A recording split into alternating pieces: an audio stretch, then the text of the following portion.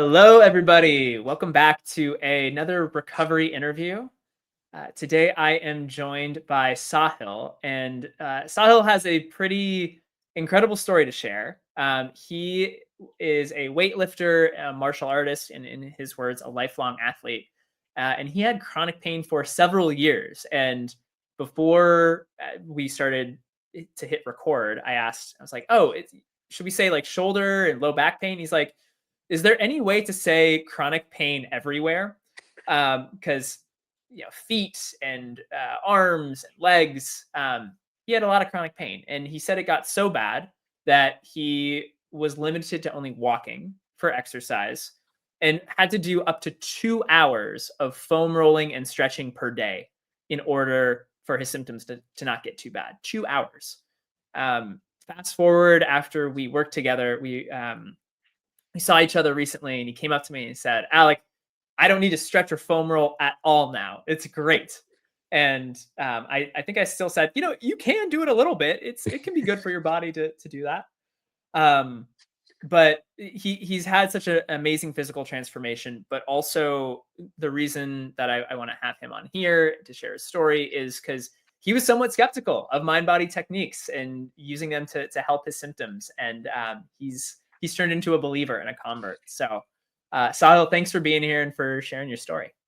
Yeah, thanks so much for having me. Yeah. So take us through. I think I Mhm, missed some of the places where you had mhm. chronic pain. You were listing it right before we hit record, but like what were the places that you experienced pain?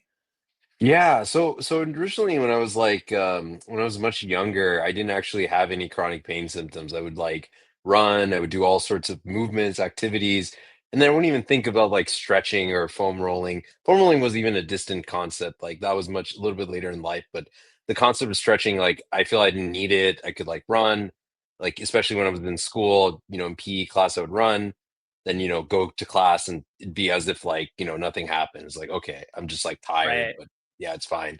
And then I noticed when I was doing martial arts, like one day, I think it was my right knee or my left knee, one of my knees started hurting, and it would just consistently like keep hurting. And then I asked my parents at that time, like, oh, what's a good way of doing that?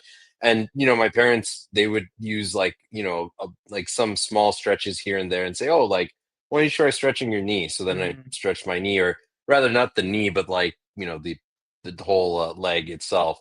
And then I would notice, oh, my knee pain is gone. So then it started to equate mm, in my mind that like, oh, stretching equals pain, like recovery, like mm. after exercising. Then I started stretching my legs and I noticed like no more knee pain. Okay, great.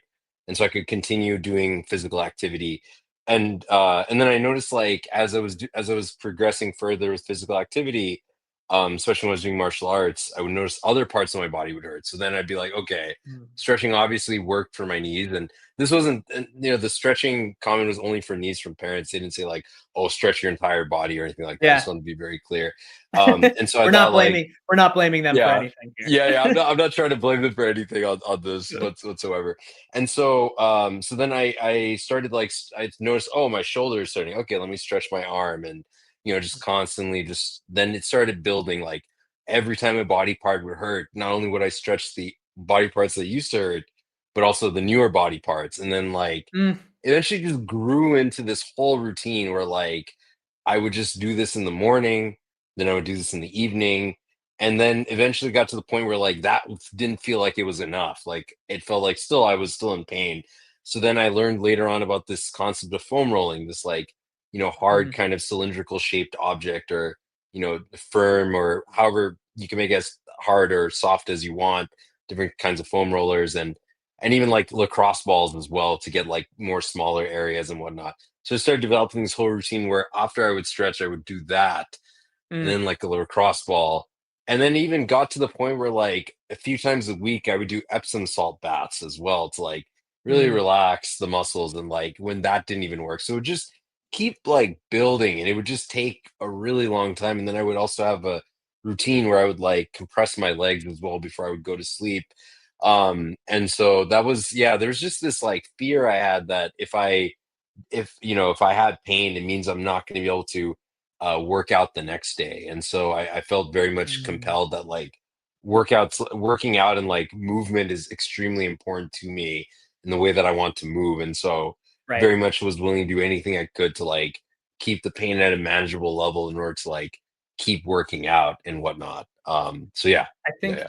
I think a lot of people can relate to that, and it's like what we're told, right? It's like, "Oh, something hurts, you stretch it or Mhm, foam roll," and, like, I do stretches every morning, and it mhm, makes me feel good in my body, there's nothing mhm. against it, but when you get to a point of, like, "I need to do this in Yeah, order to not have symptoms," becomes pressure and shoulds, and yeah, it can be counterproductive.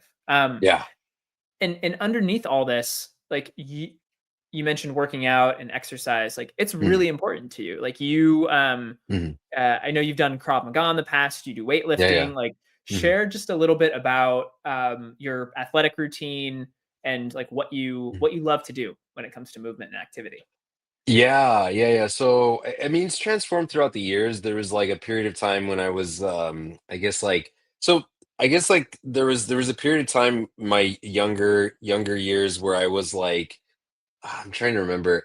Maybe like I'm thinking maybe like around beginning of middle school from what I can remember till like it was Mhm. about 12 or 13 where I didn't do any physical activity and generally like I couldn't articulate it but it felt like my quality of life wasn't like what I wanted it to be and it was really difficult at that Mm. time to realize like what was going on. There was just a lot of like a lot of I guess like it's just a very difficult time during that period. And then when I discovered Yeah. like martial arts and movement, it started to Mm. give me a sense of hope in life. And again, I couldn't really articulate it at that time as I'm like able to articulate it now, but it just brought me a lot of joy to be able to like move well and move and just like do things and like really challenge myself in different ways.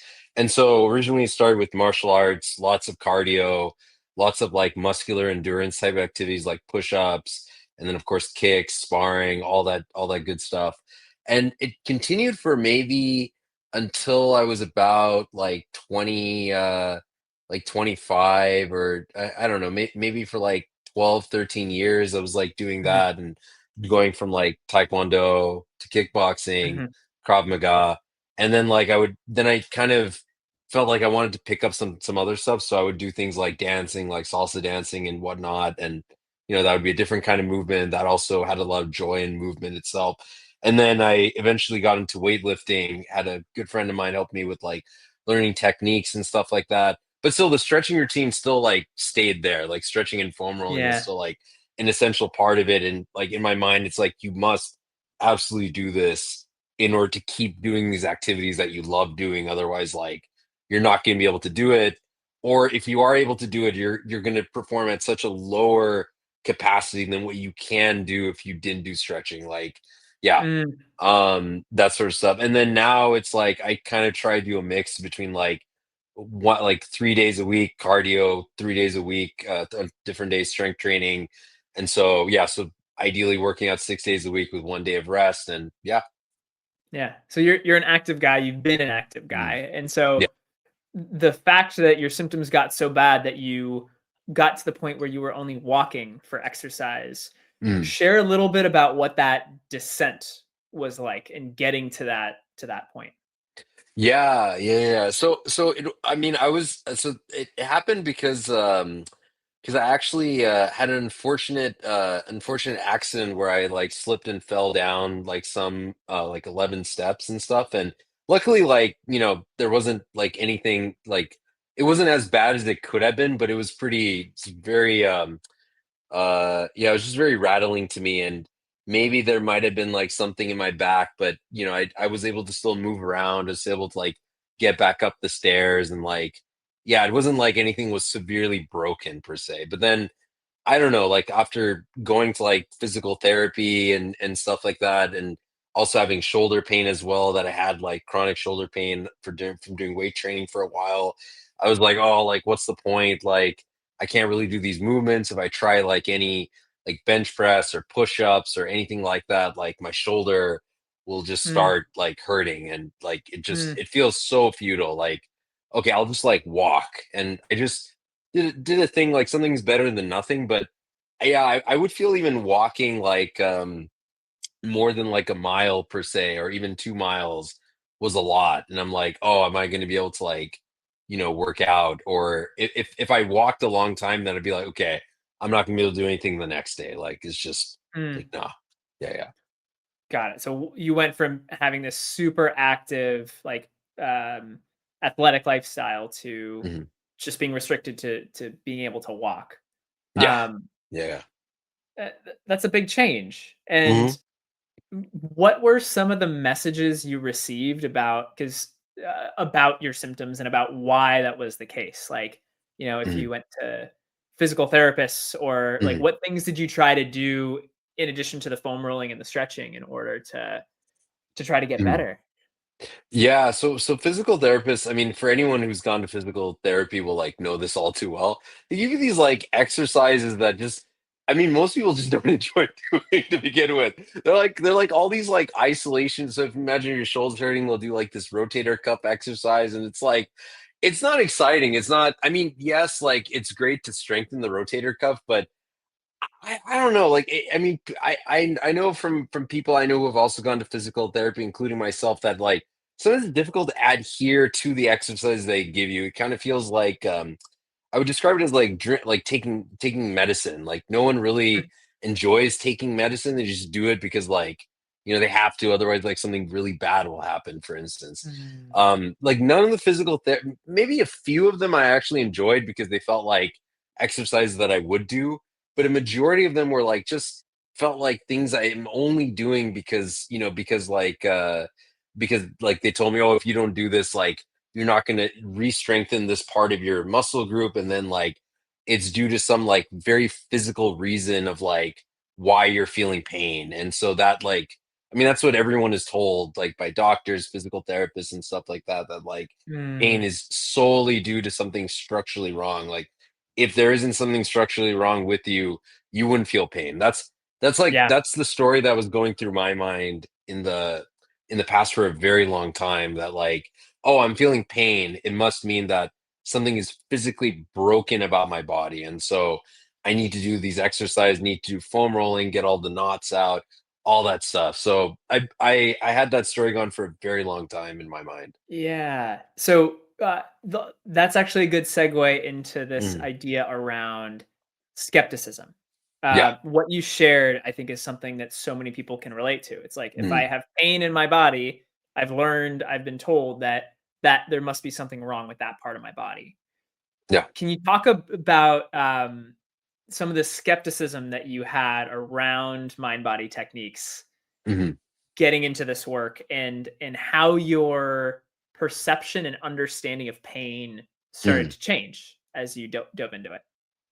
Yeah, so when I first heard about mind body stuff, I was very skeptical, but not skeptical that like it didn't work for other people. Like if other people, did it, much like when I hear a therapist talk about like, oh, like they did this form of therapy, like I don't know, there's CBT, ACT, DBT, Mhm. list goes on and on. All these different therapies for people with different conditions, and it works for them. It's like, okay, great. I'm really happy this works. I don't doubt that this is efficacious for certain groups of But people, not for but didn't. me. Yeah, but not for me. Yeah, yeah, I was like, yeah, it's all good. Like it works for them, Yeah. but I don't think I fit into that. Like I think what I'm going through is like just like physical stuff, and I need to do more physical therapy. I need to like strengthen different parts, and eventually I'll like get better and whatnot. And I mean, there was a lot of thoughts I had also in the back of my mind that like how did my ancestors deal with this kind of stuff? Because Good they point. didn't have any. There's no physical therapy. There's just like there's none of this stuff. They just probably like did way more physical activity than I'm doing right now, and like didn't have to worry about any of this stuff. So those are thoughts kind of came in my head, and I also wonder like how do my peers like get away with doing far less stretching or no Mm, stretching and like still continue to function. So that was a lot in my head. mm. Although I don't suspect they're as aware of mind body stuff. So maybe people are just wired differently. But yeah, so I was really skeptical of the whole process to begin with. It felt like, oh, like, I like, yeah, I don't see the need to do this. I just need to keep doing what I'm doing. Mm. Yeah. And So when did that start to shift? Like we started to work together, and we Mm, worked together for a total of 2 months. mhm. Um, Take us like into that journey of what started to unfold for you as a result of that. Yeah, I want to say first, like I guess one sort of thing. I mean, one of the reasons, in fact, the way I met you is also important as well. As Yeah. this conference you were talking about that we had met each other and then talked, and I said, "Oh, I'm no longer searching foam rolling." There was a conference last year for just for the context for the audience, and I'd first met you there, and then seeing a lot of people talk, and especially I remember there was one guy, Charlie Merrill, who was talking very much, and that was probably the most impactful presentation to me, at least at the initial point.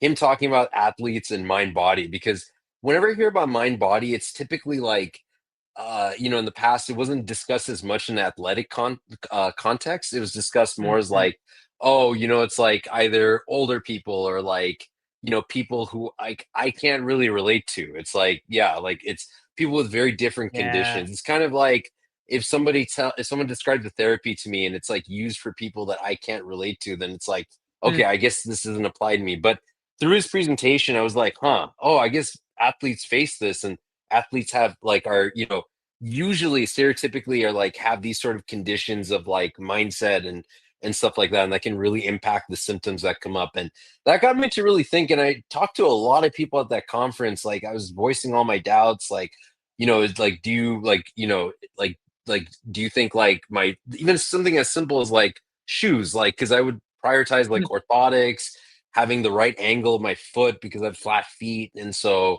a lot of that stuff. And I was asking him like, oh, does the shoe really matter as much as long as it's not too uncomfortable, like bends my feet in the wrong way? And I'm like, yeah, Yeah. like don't worry about it, man. You're good. You're good, man. Like you can go flat.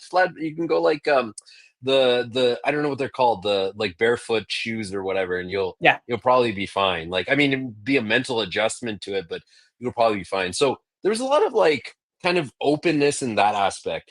And then yeah, and then I met you at the conference, and like I Mhm. I had heard that you specifically specialize in like mind body for like athletes, because you being an athlete yourself could like very much understand that. So that intrigued Mhm. me, because in that conference I was debating like, should I work with a mind body specialist who works with athletes or understands the athletic journey and whatnot, not somebody who like, yeah, I mean there's like, yeah, there's other mind body sort of I guess practitioners who like fit for others, but for myself I wanted specifically someone who specialized with athleticism. Yeah. And so that's kind of like my foray into that. And then to kind of come back to your original question about like our journey through it, I think I came to you first. Like I remember one example you gave me that really stuck with me when before we did any sessions. I think it was during a consult, essentially, where you were saying like, okay, sit down, close your eyes, and imagine yourself running. And running to me at that time is like something I really loved doing when I could do it. But then like Mhm. my knees and my feet started hurting. So then I felt like, okay, I need to only do low impact sport, low impact movements like cycling or swimming. That's the only thing I'm restricted to. I'll like never ever be able to run like ever in my life. And that was Mm. something I really wanted to do. Mhm. So you asked me to close my eyes and visualize myself running. And despite like not moving or like just no pressure, yeah, it's not even moving, I felt my feet aching. And I was like, huh, this is interesting. Maybe there's something here. I wasn't convinced, but Yeah. I was like, maybe there's something here. So yeah, so that was kind of the opening moment. And then you also gave another example, which I tell to other people as well when I talk about pain. It's like pain and structural damage are correlated, but they aren't like one and the same. So give me the example of the nail through the boot, and then one guy who's like had I don't know, staple go through his like face or something like that. And yeah, so Yeah. either case are example of like where there is no structural damage but pain, and there's like maybe some slight pain, but not as much as you would think, and definitely structural damage. Right. I Yeah. love so yeah, your bread and butter, provocative testing, that first example, closing your eyes and then imagining Mhm. doing an activity, you Yeah. know, if you have symptoms that arise just by imagining doing the Mhm. activity, like, okay, it's a pretty clear sign that your brain is involved in creating the symptoms. Yeah. And the second example of, yeah, the tale of two nails, what we call it, and the famous story of, yeah, how pain and damage are not uh, one to one. There's no expected Mm. level of damage for Yep. an injury, which is interesting. So this starts to, I love what you shared there. This starts to unlock something, and then Mm. talk about how this started to translate into your life, because we worked a lot with the beliefs Mm. about your body, and then also emotions and how Mhm. those can contribute.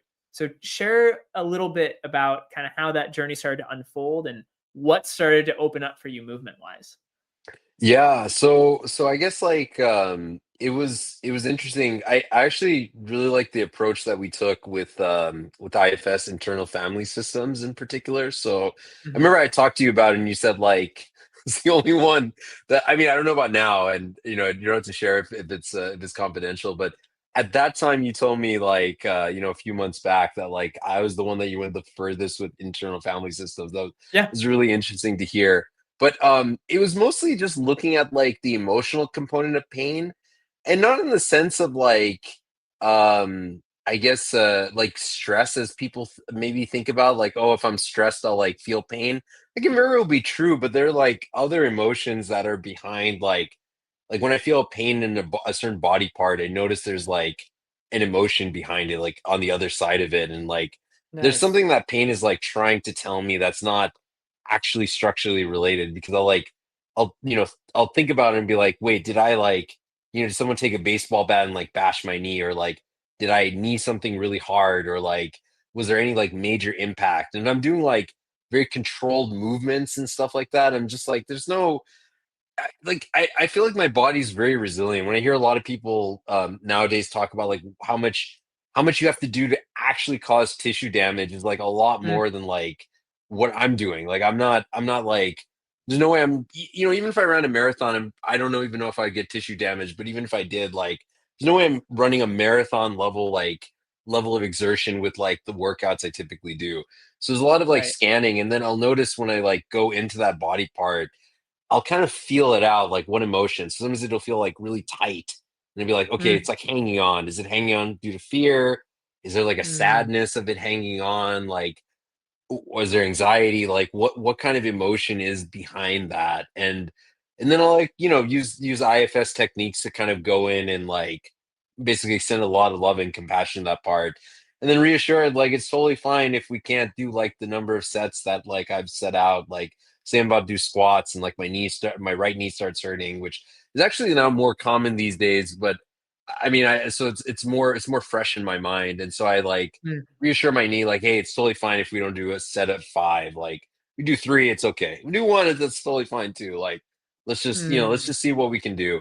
So I guess like that's one element. The second element is like things that we've talked about in our session is approaching with curiosity. So very much like a curious type of exploration of the pain, rather than being like, oh, this is something for me to avoid at all costs. Sometimes I find when I remember actually Howard Schubner. I've been trying this actually in an interesting way. He basically had a patient who was I think it was him. So if I get this wrong, it might be somebody he knows, or it might be him. okay. And he basically said like him or someone he knew had a patient who just sweat profusively. And instead of like telling them like don't sweat, he just said sweat more. Try to sweat as much as you can.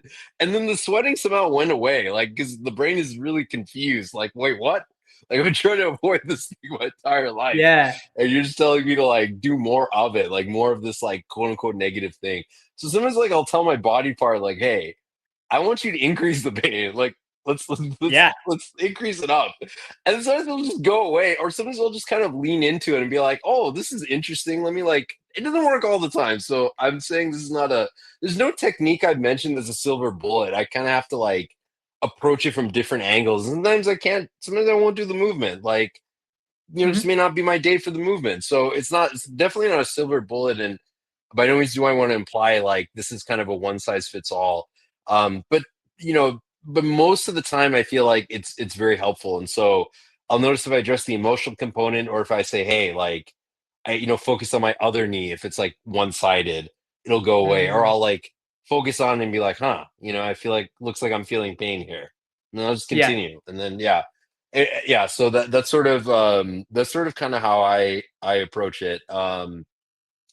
Yeah, yeah, yeah. I don't know if that answered all your questions. I kind of like went on many different tangents. you're good. Yeah.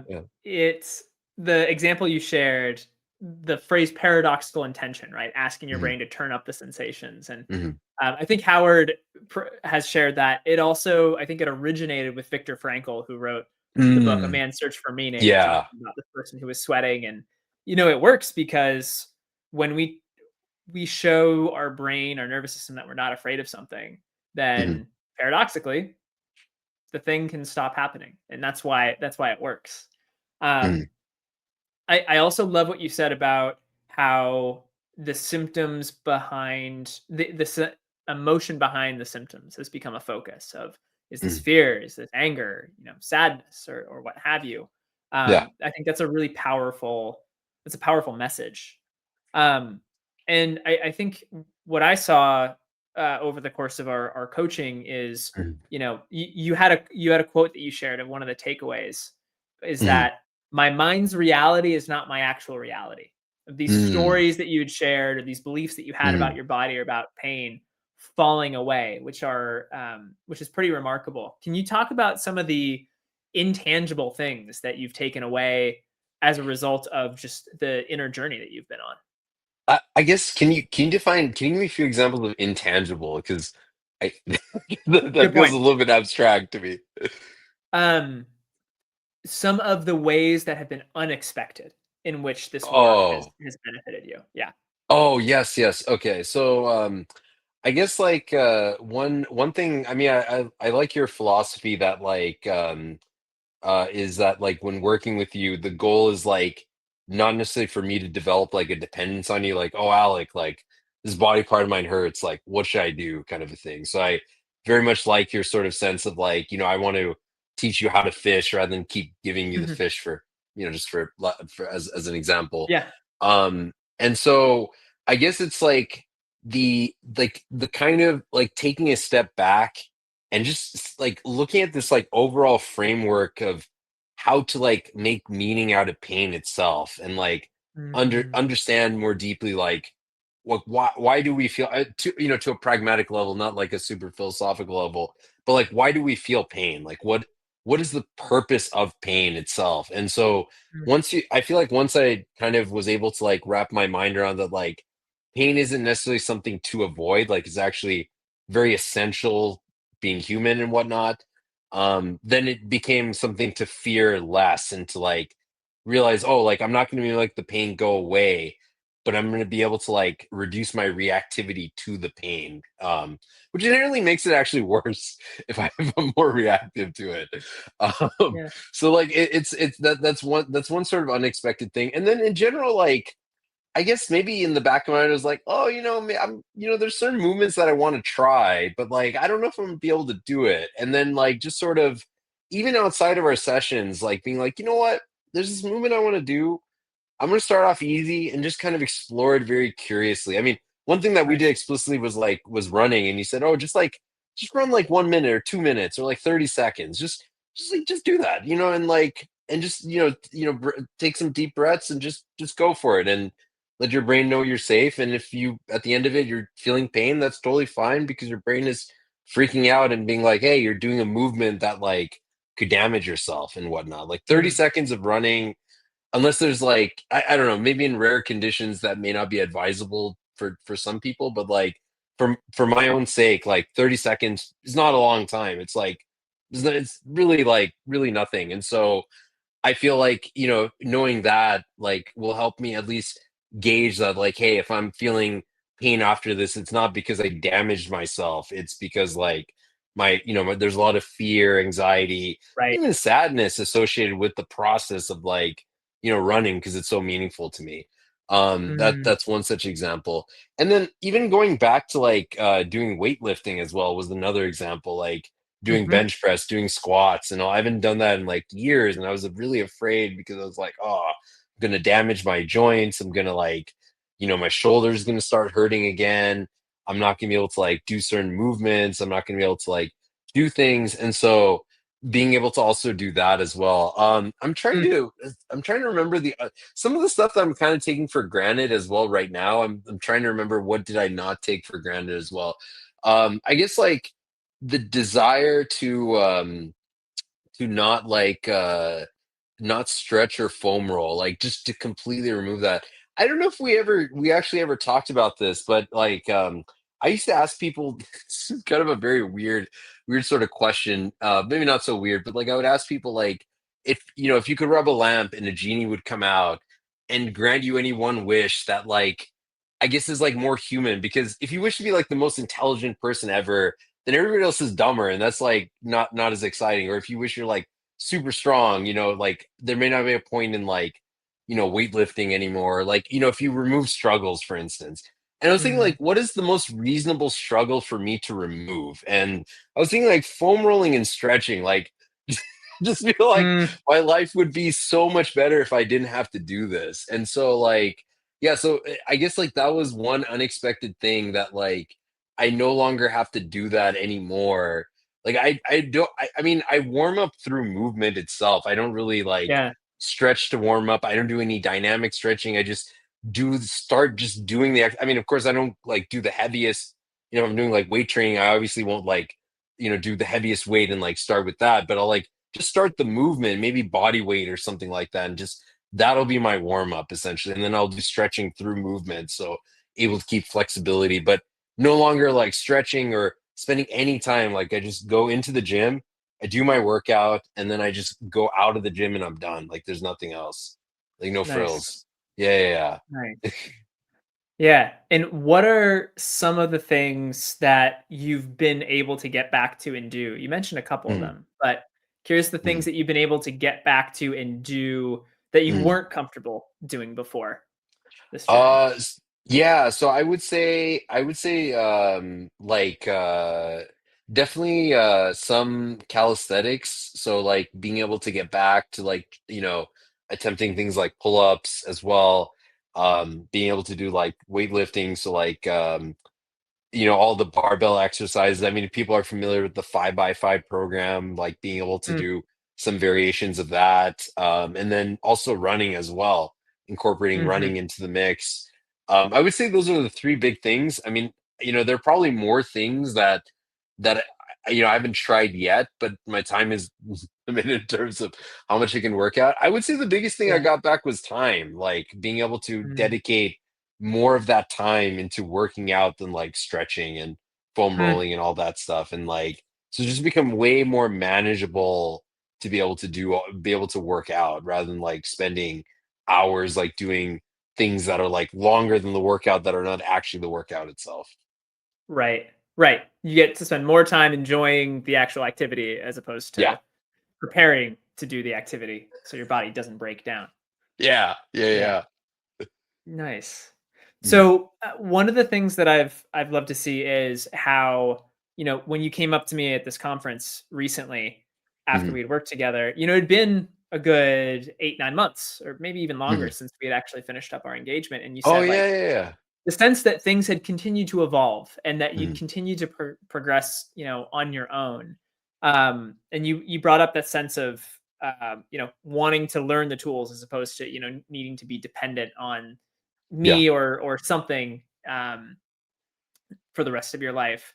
Mhm, Um, what I'm curious, what advice do you have for people who maybe might be a little stuck, who are trying mhm, tools, who feel dependent on mhm, stretching or foam rolling or PT or chiropractic mhm, or going to the osteopath mhm. in a way that you were dependent on foam rolling and stretching?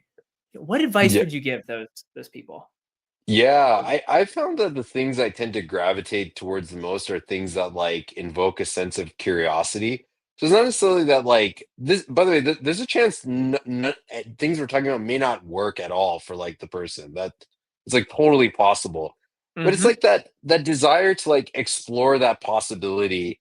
And like I feel the more rigid you attach yourself to a story, not even just in the context of mind body, but just anything in life, the more difficult life becomes because life is extremely dynamic, and there's like some sense of adaptability and taking things in as they're coming and like adjusting based on that. So Mm, I guess the advice that I would give is like approach things with curiosity, and it doesn't have to be like all or nothing. It can like be a right, tiny little bit of like, oh, I'm just gonna, maybe not like I remember when we were talking about like the stretching and foam rolling and stuff like that. Your advice wasn't like let's completely like like kill it and get rid of it. Let's remove bits and pieces at a time and see like how you feel afterward. Because if you remove the whole stretching routine, definitely your brain is going to freak out and be like, oh, like I knew this was going to happen. Like like when you start feeling pain, right. it's like, I knew like you're going to injure yourself and whatnot. So I would say like baby steps and slowly like acclimatize yourself to like removing pieces of things that you feel you have like a dependency on. I think part of the whole practice is not necessarily like adopting mind body specifically, but getting back freedom. And I think it's like the pursuit of There getting you go. back freedom is the more important thing than like, oh, let's do IFS, or oh, let's do pain reprocessing therapy, or none of this stuff could work if going to a chiropractor, for instance, is like better than all the other options you've been doing and it fits within your schedule and it works for you, by all means, like continue doing that. But for myself, like I knew that there was something like I would say like instinctually very wrong with like spending 2 hours a day foam rolling and stretching. It just felt Mm, like some reason it didn't sit well with me. Like that cannot be the answer. Like there's got to be something that's more effective for me, and this happens to be the most effective for me to like give me back a sense of freedom. So yeah. I would just say curiosity is like probably the best tool we have to get personal freedom from like things that hold us back. And so that would be my advice. So well said. I think Thank you. approaching all of this with a sense of curiosity, Yeah. like that's what opens the door. Like you were curious enough about mind body techniques. There was Mhm. skepticism, but you were curious enough Mhm. to try it. I think that's such a key ingredient Mhm. in getting better. And you mentioned the magic word, freedom.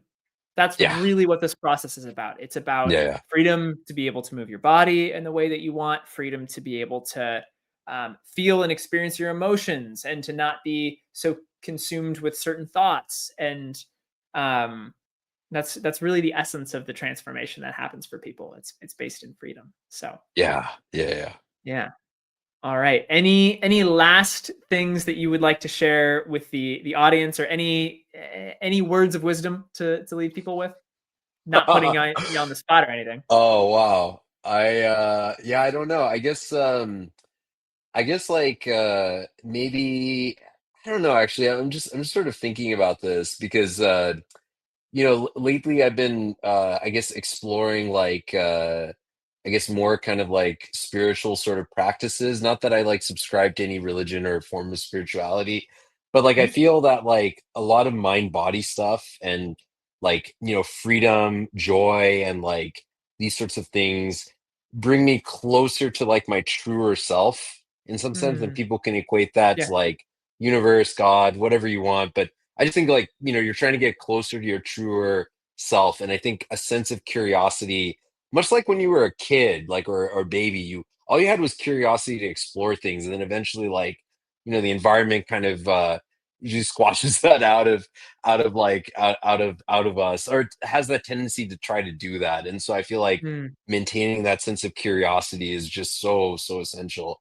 yeah.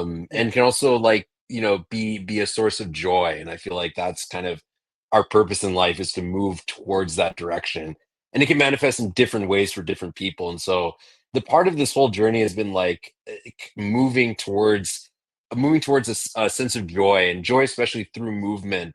For myself Mm, personally, like I feel like I'm getting closer to my true sense of self when I'm like doing movements that I really want to do, because it's my body's way of expressing itself is through movement. And so yeah, that's sort of how I think about it.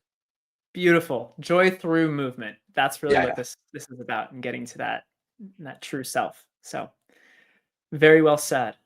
All Thank you. right. Well, Sahil, thank you for being here, for sharing your story, and Mhm. for yeah, for having overcome your skepticism, because we wouldn't be here if you if you let that run the show. So kudos Yeah, for yeah, yourself. yeah, yeah.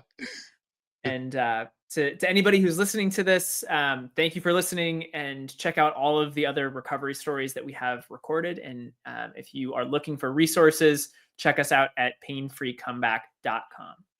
All right. Take care, everybody. Yes.